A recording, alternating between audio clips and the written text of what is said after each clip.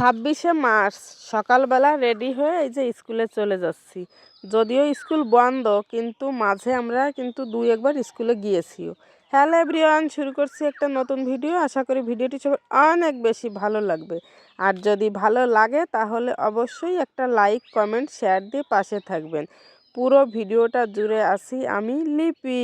আজকে হচ্ছে আমার স্বপ্ন পূরণের দিন। এই যে আমরা চলে এসেছি ফাইনালি টাকা পয়সা নিয়ে আমি যে কাজটা করতে চাচ্ছি কাজটা করার জন্য।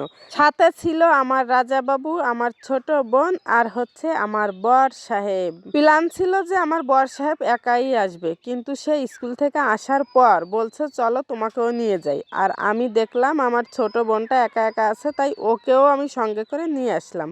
কাজ বাজ শেষ, এই যে দেখেন আমরা কোথায় চলে এসেছি। ছেলে গোপালগঞ্জ এসেছে আর খাবে না, এটা তো হতেই পারে না।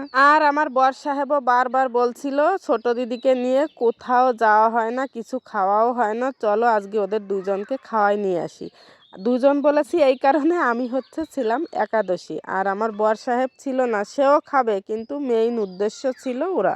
একেবারে প্ল্যান ছাড়া গোপালগঞ্জ আসলাম এবং খাওয়া দাওয়া করলাম, বেশ ভালোই লেগেছে। তারপর এই যে এসেছি রেস্টুরেন্টে, আমাদের অর্ডার দেওয়া হয়ে গেছে। আমার একটু আবার বাজারে কাজ ছিল, তাই ওদের দুইজনকে রেখে আমি আর আমার বর সাহেব গেলাম। তো এসে দেখি তাদের খাবার দাবারও সামনে দিয়ে দিয়েছে। তারপরে আর কি তারা বসে বসে খাচ্ছিল আর আমাকে নিয়ে বেশ মজা করছিল। তবে আমি যা খাবো সেগুলো কিন্তু বাজার থেকে কিনে এনেছি ফল। যাই হোক, তাতে কি আমি খেতে পারছি না, এজন্য কিন্তু আমার একদমই দুঃখ নেই। সত্যি আমরা এই যে মাঝে মধ্যে বাইরে যাই, আমাদের সাথে কিন্তু আমার ছোট বোনটা কখনোই থাকে না। আর ও পাশেও খুলনা থাকে, ওখানে যে আমরা তো তেমন খাওয়া দাওয়াও করি না, তাই ওর সঙ্গে আমাদের বাইরে তেমন খাওয়াই হয় না। ও প্রায়ই বলে দিদি আমাকে নিয়ে তোমরা কোথাও বাইরে যাও না, আমি হয়তো বা চলে যাব তারপর যাবে, না হলে আমি আসার আগে যাবে। মানে এমনই হয়, হুটহাট করে আমাদের বাইরে যাওয়া হয়, দেখা যায় যে ও তখন বাড়িতেই থাকে না। তাই এক কথায় বলা যায় আজকের উদ্দেশ্য হচ্ছে আমার ছোট বোন। তবে আমরা যে আমার রাজাবাবুকে নিয়ে গিয়েছি ওকে খাওয়াবো না এমনটাও কিন্তু না। আবার এখানে যত খাবার দাবার অর্ডার করা হয়েছে সব কিন্তু আমার রাজাবাবুর পছন্দের।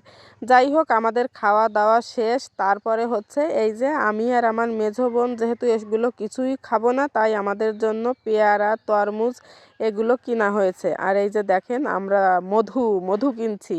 যাই হোক, এবার তরমুজ হচ্ছে মধু নামে পরিচিতি লাভ করলো। আমাদের তরমুজটাও কিন্তু সত্যি অনেক সুন্দর হয়েছিল। তো আমরা হচ্ছে মোল্লাহাট এসে তরমুজ কিনেছি অত দূর থেকে, আর বাড়িতে তরমুজ নিয়ে আসলাম না, যেহেতু আমাদের বাড়ির কাছেই পাওয়া যাবে তাই ওইখান থেকেই কিনলাম। এই যে দেখেন আমাদের তরমুজটাও কিন্তু অনেক সুন্দর হয়েছিল। আমরা বাড়িতে এসে সবাই মিলে এই যে খাওয়া দাওয়া করছি। খেতে খেতে আপনাদের সবার কাছ থেকে বিদায় নিয়ে নিচ্ছি। ভিডিওটা কেমন হলো অবশ্যই জানাবেন। যদি ভালো লাগে তাহলে একটা লাইক, কমেন্ট, শেয়ার দিয়ে পাশে থাকবেন আর সামনের ভিডিও দেখার অপেক্ষায় থাকবেন। সবাইকে ধন্যবাদ, টাটা।